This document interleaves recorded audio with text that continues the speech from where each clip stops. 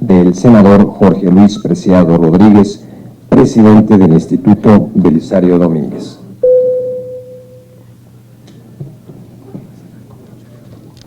Siempre es más complicado hablar al último, ¿no? Y el senador ya me robó el discurso, como yo le robé el de la discapacidad. Yo estoy muy contento de que estén aquí hoy, el Consejo Coordinador Empresarial, representado por su presidente, el licenciado Gerardo Gutiérrez, por cada uno de ustedes que representan a sus cámaras, a sus confederaciones.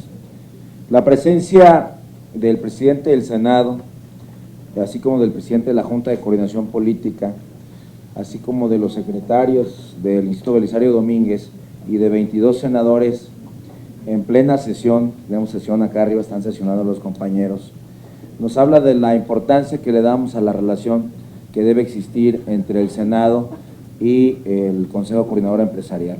Creo que la presencia de los legisladores nos habla de lo valioso que es para nosotros este convenio de colaboración. Lo que estamos tratando de hacer en el Instituto Belisario Domínguez es dar un segundo paso. Creo que el primer paso lo hizo perfectamente el presidente del Senado cuando le tocó presidir el instituto, que fue profesionalizar al instituto. Y como él lo decía, efectivamente, con sus raras excepciones, hay que decirlo también, mucha gente que participaba en el instituto, pues no era precisamente seleccionada por sus habilidades o capacidades en materia intelectual, sino más bien por relaciones políticas. Eso se terminó con los concursos de oposición que se hicieron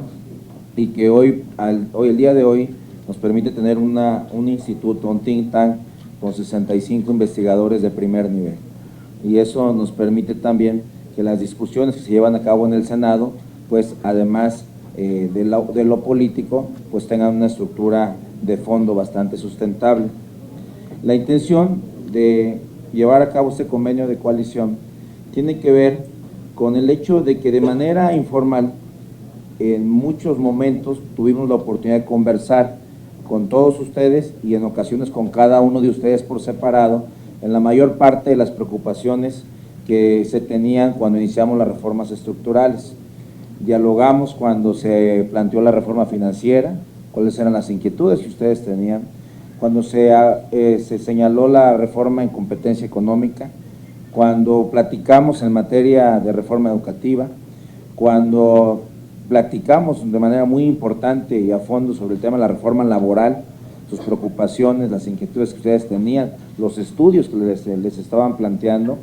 Por supuesto, el tema de la reforma en telecomunicaciones no fue la excepción y cerramos con una reforma tan importante como fue la reforma en materia energética. Toda esta cantidad de diálogo que tuvimos, pues era de manera informal, era o a iniciativa de ustedes o a iniciativa nuestra, pero no había de una forma institucionalizada que pudiéramos estar compartiendo información en tiempo real de lo que se está discutiendo en el Senado y de las observaciones que ustedes podían hacernos. Por eso, cuando llegamos a la presidencia del instituto, nuestro primer convenio de esta nueva etapa, lo quisimos firmar con ustedes para poder intercambiar este tipo de información. Porque aparentemente, con las 18 reformas estructurales que hicimos, se percibe como que ya terminamos,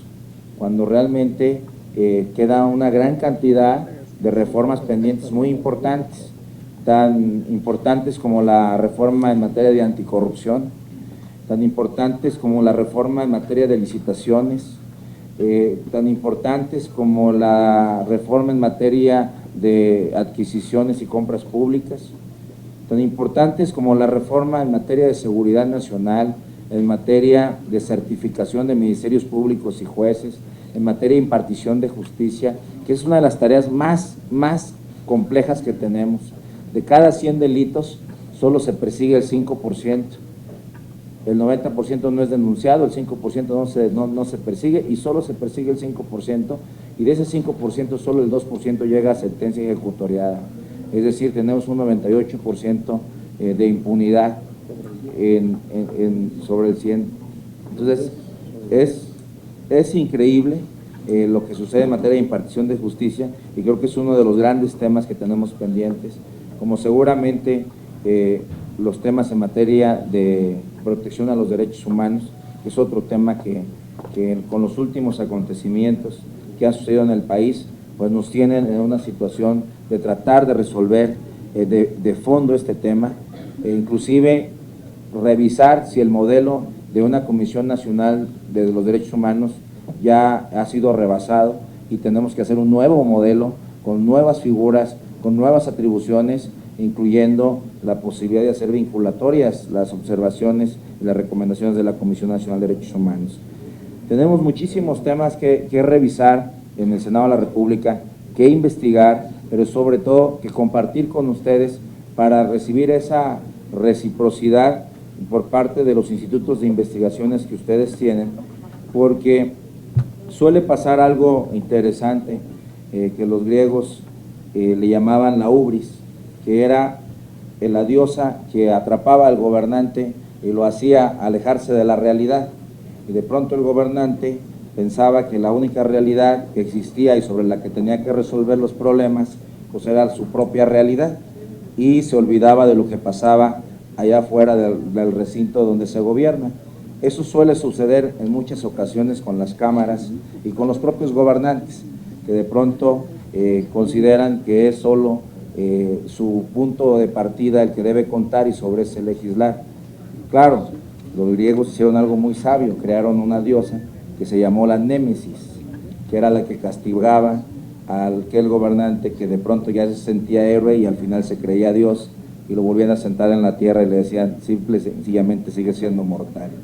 Entonces, nosotros queremos que ustedes sean la némesis de los legisladores y nos hablen de la realidad que ustedes viven todos los días en ese esfuerzo de generar riqueza, de generar crecimiento, de generar empleo, de arriesgar sus capitales, de saber que hay competencias inequitativas y que a veces no las percibimos desde este lado.